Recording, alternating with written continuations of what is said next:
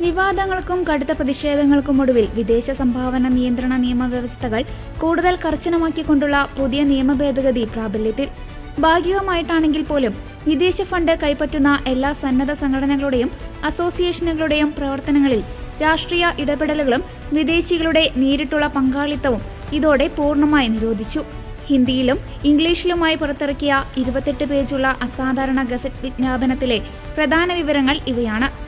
സന്നദ്ധ സംഘടനകൾ തങ്ങളുടെ ഔദ്യോഗിക സമൂഹമാധ്യമ അക്കൗണ്ടുകൾ നിർബന്ധമായും പ്രഖ്യാപിക്കണം. സംഘടനയുടെ പ്രഖ്യാപിത ലക്ഷ്യങ്ങൾ, പ്രവർത്തന മേഖലകൾ, ഭൂമിശാസ്ത്രപരമായ വ്യാപ്തി എന്നിവ കൃത്യമായി വെളിപ്പെടുത്തേണ്ടതുണ്ട്. നിശ്ചയിക്കപ്പെട്ട നിർദ്ദിഷ്ട പ്രവർത്തനങ്ങളിൽ മാത്രമേ സംഘടനകൾ ഏർപ്പെടാവൂ എന്നും വ്യവസ്ഥയുണ്ട്. ഇന്ത്യൻ വംശജരല്ലാത്ത വിദേശ പൗരന്മാർ ഭാരവാഹികളായുള്ള അസോസിയേഷനുകൾക്ക് FCRA രജിസ്ട്രേഷനോ വിദേശ ഫണ്ട് സ്വീകരിക്കുന്നതിനുള്ള മുൻകൂർ അനുമതിയോ സാധാരണഗതിയിൽ നൽകില്ല. എന്നാൽ പ്രത്യേക ഉത്തരവിലൂടെ ഇത്തരം കേസുകളിൽ അനുമതി നൽകാനുള്ള അധികാരം കേന്ദ്ര സർക്കാരിൽ നിലനിർത്തിയിട്ടുണ്ട്. രജിസ്ട്രേഷൻ തേടുന്ന NGOകൾ തങ്ങൾ പ്രവർത്തിക്കാൻ ഉദ്ദേശിക്കുന്ന സംസ്ഥാനമോ കേന്ദ്രഭരണ പ്രദേശമോ കൃത്യമായി വ്യക്തമാക്കണം.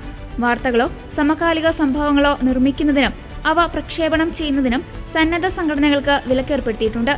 കൂടാതെ NGOകളോ അവരുടെ പ്രധാന പ്രവർത്തകരോ പുസ്തകങ്ങളോ ലേഖനങ്ങളോ പ്രസിദ്ധീകരിച്ചിട്ടുണ്ടെങ്കിൽ അത് സർക്കാരിനെ അറിയിക്കണം. കഴിഞ്ഞ നിയമസഭാ തെരഞ്ഞെടുപ്പിനെ തൊട്ടുമുമ്പ് ഈ ഭേദഗതി നിയമം കൊണ്ടുവന്നിരുന്നെങ്കിലും പാർലമെന്റിലും പുറത്തും ഉയർന്ന ശക്തമായ പ്രതിഷേധത്തെ തുടർന്ന് തൽക്കാലത്തേക്ക് മരവിപ്പിക്കുകയായിരുന്നു. കേരളത്തിൽ ക്രൈസ്തവ വോട്ടർമാർക്കിടയിൽ ഈ ഭേദഗതി വലിയ ആശങ്കയുണ്ടാക്കിയെന്നും ഇത് തെരഞ്ഞെടുപ്പിൽ BJPക്ക് തിരിച്ചടിയായെന്നും വിലയിരുത്തലുകളുണ്ട്. രജിസ്ട്രേഷൻ അർഹതയുള്ള വിഭാഗങ്ങളുടെ പട്ടികയിൽ നിന്ന് മതപരിവർത്തനം ഒഴിവാക്കിയിട്ടുണ്ട് എന്ന വിജ്ഞാപനത്തിലെ പ്രത്യേക വ്യവസ്ഥ ഭാവിയിൽ ദുരുപയോഗം ചെയ്യപ്പെട്ടേക്കാമെന്ന കടുത്ത ആശങ്ക ഇതിനകം ഉയർന്നിട്ടുണ്ട്. എങ്കിലും വിശ്വാസാധിഷ്ഠിത പ്രവർത്തനങ്ങളുടെ ഒരു ശ്രേണിക്ക് പുതിയ ഭേദഗതിയിൽ അനുമതി നൽകുന്നുമുണ്ട്.